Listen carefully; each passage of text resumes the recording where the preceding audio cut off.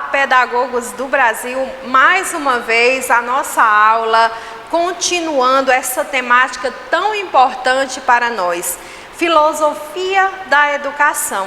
E aprendemos nas aulas anteriores a conceituar filosofia e a perceber o caminho que a junção entre filosofia e educação pretende fazer nas nossas salas de aula.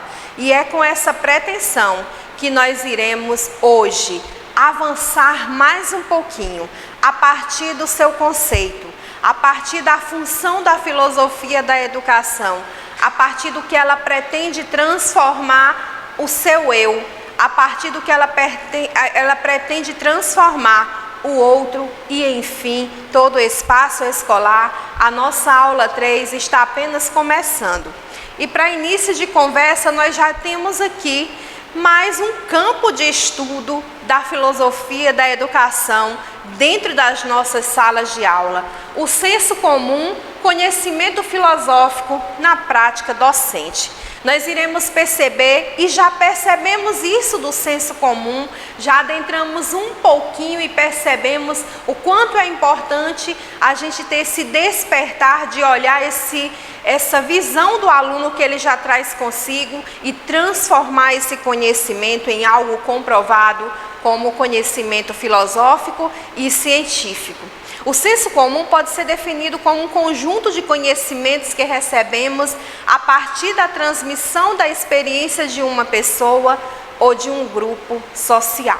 O grupo social ao qual nós fazemos partes, onde está a nossa sala de aula, ele traz as suas experiências de vidas, ele traz a sua experiência de vida, e essas experiências elas precisam ser melhoradas e transformadas no dia a dia. E isso vai permear o ensino-aprendizagem das crianças, dos adolescentes, assim como também de jovens e adultos. E o conhecimento, essa palavra onde iniciamos também falando da filosofia, do que se trata essa palavra-chave para o ensino-aprendizagem. O conhecimento está diretamente ligado ao homem, à sua realidade. O conhecimento pretende idealizar o bem-estar do ser humano, logo o conhecimento advém das relações do homem com o meio. Então, o senso comum, ele permite essa relação do homem com o meio ao qual ele está inserido. E nesse meio onde ele está inserido é o que proporciona o seu conhecimento de vida, que ele já chega lá na sala de aula com esse conhecimento, e daí então é função nossa, enquanto pedagogos, professores, aguçarmos e melhorarmos esse conhecimento, essa vista, essa visão que os nossos alunos já trazem consigo. E as vertentes desse conhecimento, por onde ele leva, ele tem as suas ramificações.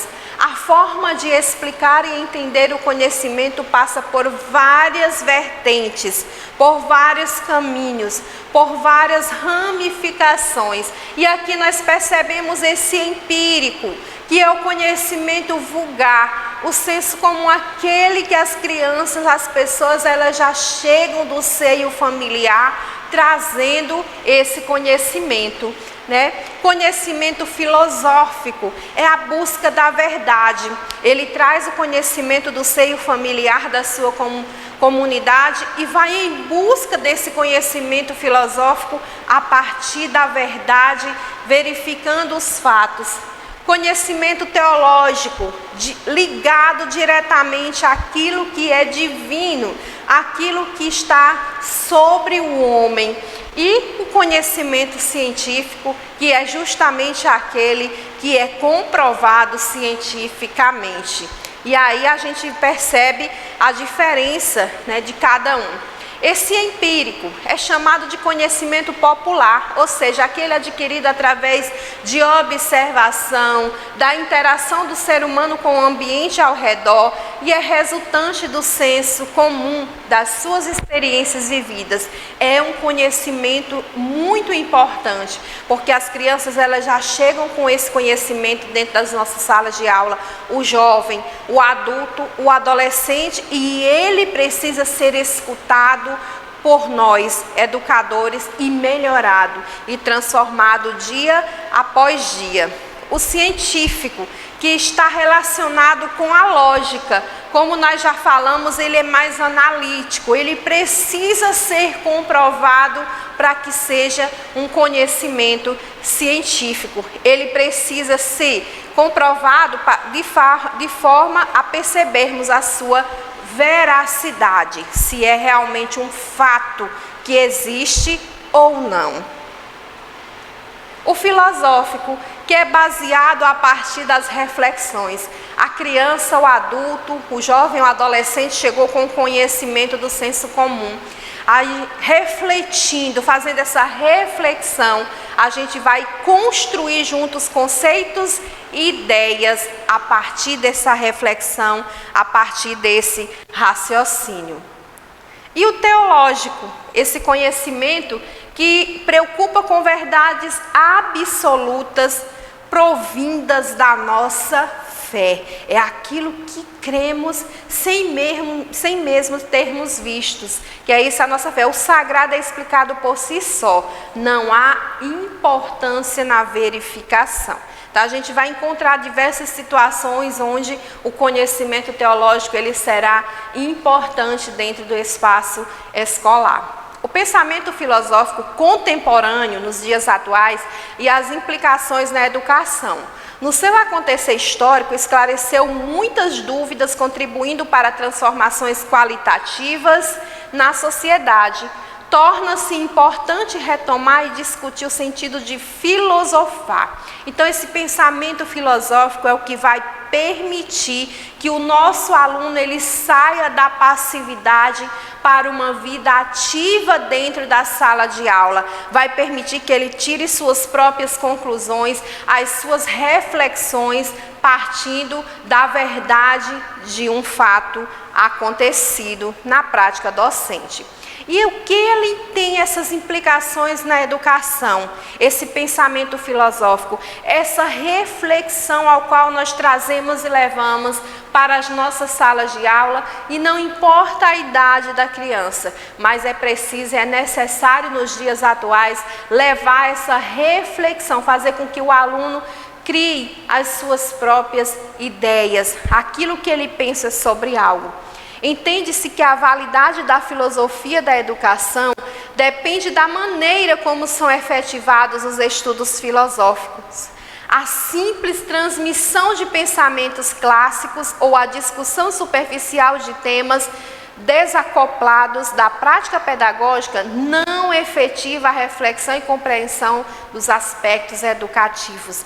É necessário permitir que a própria criança tire as suas conclusões a partir de uma reflexão necessária todos os dias daquilo que se está ensinando. Essa é a maior implicação da contribuição do pensamento filosófico dentro das salas de aulas na nossa educação.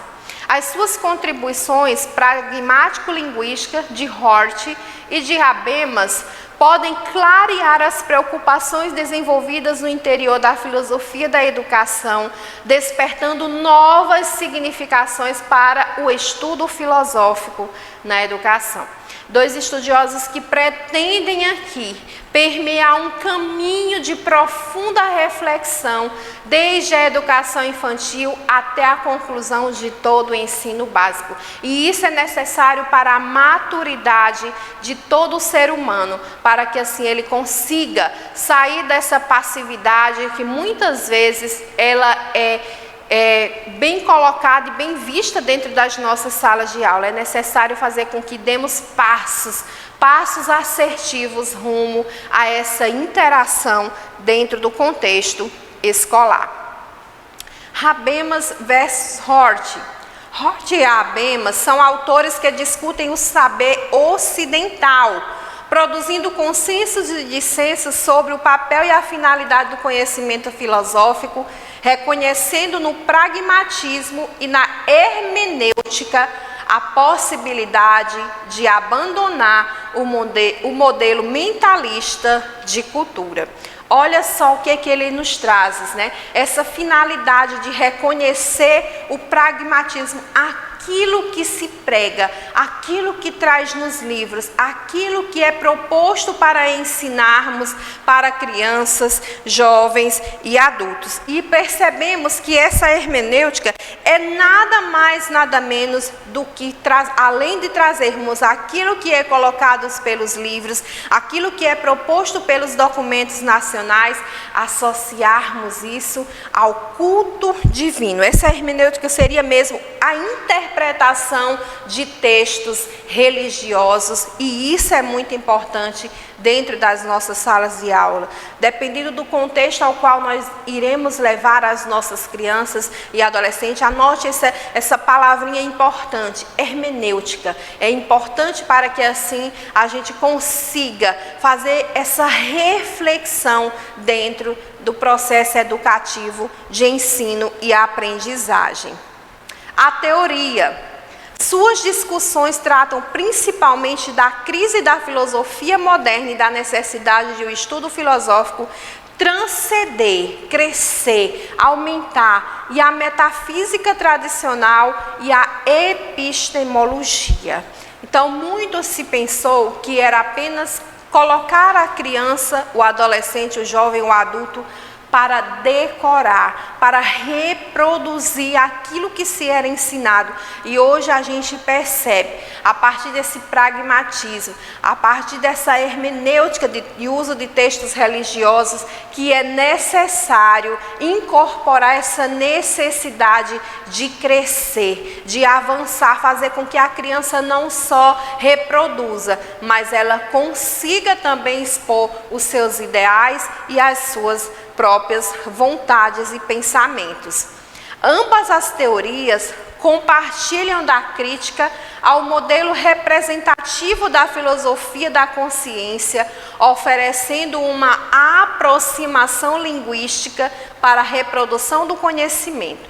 Os autores utilizam-se dos pressupostos da conversação, acreditando na possibilidade de produzir um saber intersubjetivo, palavra importantíssima dentro do campo da filosofia da educação, relacionado com o agir e com as ações cotidianas.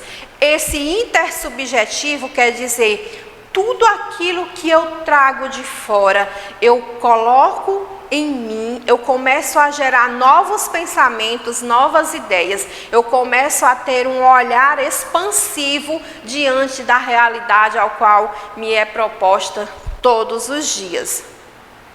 E a proposta de Habermas, né? A proposta de Habermas não é desenvolver um conhecimento finalizado ao qual nós tantos almejamos. Achamos que o ciclo de ensino-aprendizagem ele tem um fim e ele é para sempre na vida do ser humano, mas um saber estratégico que permite o mútuo entendimento e a interpretação da totalidade relacionada ao mundo e a vida. Quando ele fala essa palavra mútuo, quer dizer, há uma troca entre o eu e o outro. E essa troca ela vai produzir, ela vai relacionar ao mundo e à vida. São as experiências contidas desde o senso comum até o conhecimento científico, aquele que é totalmente comprovado, e isso é necessário fazer essa reflexão dentro das nossas salas de aulas. E por aqui nós encerramos essa aula